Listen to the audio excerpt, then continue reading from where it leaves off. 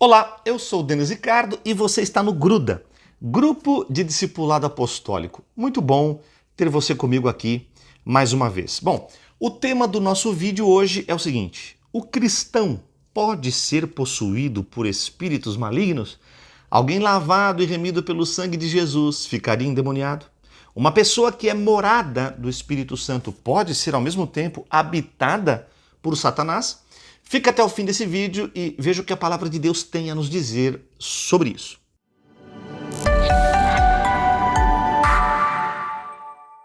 Sei que às vezes é um pouco chato, né? Mas eu preciso te pedir aquela força. Sua inscrição nesse canal, seu like, seu comentário, o seu compartilhamento, tudo isso aí é, olha, muito importante. Faz relevante a gente aqui nessa plataforma, nos dá condição de levar esse conteúdo para um número maior de pessoas. Então, por favor, nos ajude a discipular pela internet. Vamos ao assunto? Certamente que sim. Vamos lá. A pergunta: o cristão pode ser possuído por espíritos malignos ou não? Para responder essa pergunta, vamos ao texto da Sagrada Escritura. Aliás, vários textos que a gente vai ler aqui. Vamos começar pelo Evangelho de João, no capítulo 14, versículo 16 ao 17. E eu rogarei ao Pai, e ele vos dará outro Consolador, a fim de que esteja para sempre convosco. O Espírito da verdade, que o mundo não pode receber, porque não o vê, nem o conhece. Vós o conheceis, porque ele habita convosco e estará em vós. Depois, mais para frente, no versículo 23, Jesus ainda vai dizer o seguinte: se alguém me ama, guardará a minha palavra, e o meu Pai o amará, e viveremos para ele, e faremos nele morada.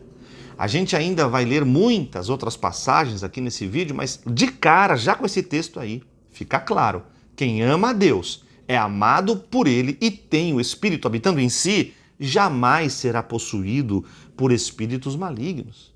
Outra passagem muito importante de 1 João, no capítulo 5, versículo 18 e 19, veja: sabemos que todo aquele que é nascido de Deus não vive em pecado. Antes, aquele que nasceu de Deus o guarda e o maligno não lhe toca.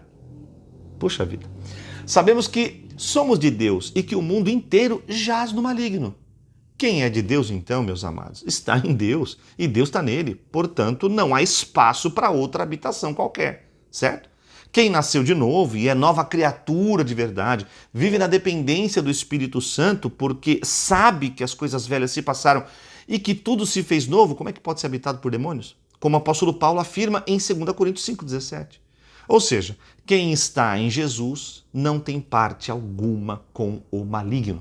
O apóstolo Pedro também vai dizer em sua primeira carta, no capítulo 2, a partir do versículo 5 ali, ele vai dizer que o cristão é edificado casa espiritual, é sacerdócio santo, um povo de propriedade exclusiva de Deus, para que a gente pudesse então proclamar as virtudes daquele que nos chamou das trevas para a sua maravilhosa luz. Então, Deus ia dividir a casa dele com o diabo? Faz sentido isso? Claro que não. Jesus nos conquistou definitivamente. Ele realizou uma obra perfeita de resgate. E depois desta extraordinária e exclusiva redenção, nada e ninguém mais poderá ter domínio sobre você e sobre mim. Veja mais dois textos libertadores. Efésios 3, 17 ao 20. E assim habite Cristo no vosso coração pela fé, estando vós arraigados e alicerçados em amor, a fim de que, de poderdes compreender com todos os santos qual é a largura e o comprimento e a altura e a profundidade, o conhecer o amor de Cristo que excede todo entendimento, para que sejais tomados de toda a plenitude de Deus. Ora, aquele que é poderoso para fazer infinitamente mais de tudo quanto pedimos ou pensamos, conforme o seu poder que opera em quem? Em nós. Romanos 8, 31, 39, o apóstolo Paulo também vai dizer: que diremos, pois, à vista dessas coisas? Se Deus é por nós, quem será contra nós? Será algum demônio maligno?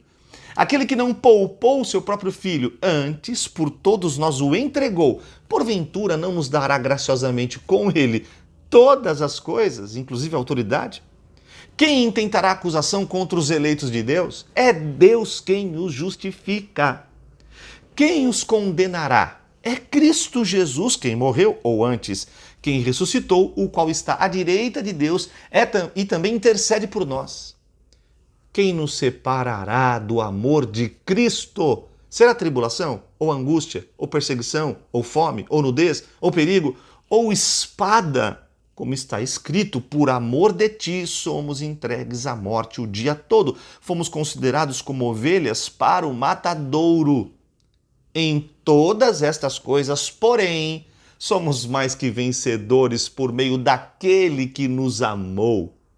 Porque eu estou bem certo de que nem a morte, nem a vida, nem os anjos, nem os principados, nem as coisas do presente, nem as do porvir, nem os poderes, nem a altura, nem a profundidade, nem qualquer outra criatura poderá separar-nos do amor de Deus que está em Cristo Jesus, nosso Senhor. Nada, irmãos, nenhum demônio.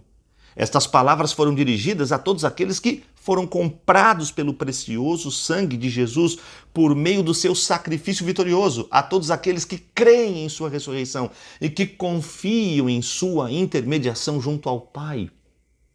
Podemos ser tentados, é verdade, influenciados, oprimidos, cercados por muitas artimanhas do diabo, mas depois de lavados e remidos pelo sangue de Jesus, Cristo em nós, estamos livres de todo domínio maligno. Portanto, um nascido de novo em Cristo jamais ficará possuído por demônios. Mas talvez você esteja se perguntando o seguinte, mas eu já vi, Denis, pessoas caindo, endemoniadas dentro da igreja, elas faziam parte ali da congregação, elas tinham até ministério, pareciam crentes mesmo. Algumas coisas podem ter acontecido nesses casos, eu preciso te alertar. Primeiro, preste muita atenção. Podem ser pessoas sugestionadas, agindo em emoções e carnalidade, produzindo sinais e gestos e sons que simulavam endemoniamento. Mas era tudo uma questão de alma. Segunda coisa que pode ter acontecido, essas pessoas podem ter sido contratadas e assim como as do primeiro grupo, elas fazem as mesmas coisas, só que recebem cachê para isso, né? E terceiro, claro, pessoas realmente possessas que ainda não tinham tido um encontro real com Jesus, não conheciam Jesus, portanto não eram cristãos de verdade. Isso pode acontecer. Então encerro esse vídeo com um texto de Colossenses 2, versículo 9 ao 15.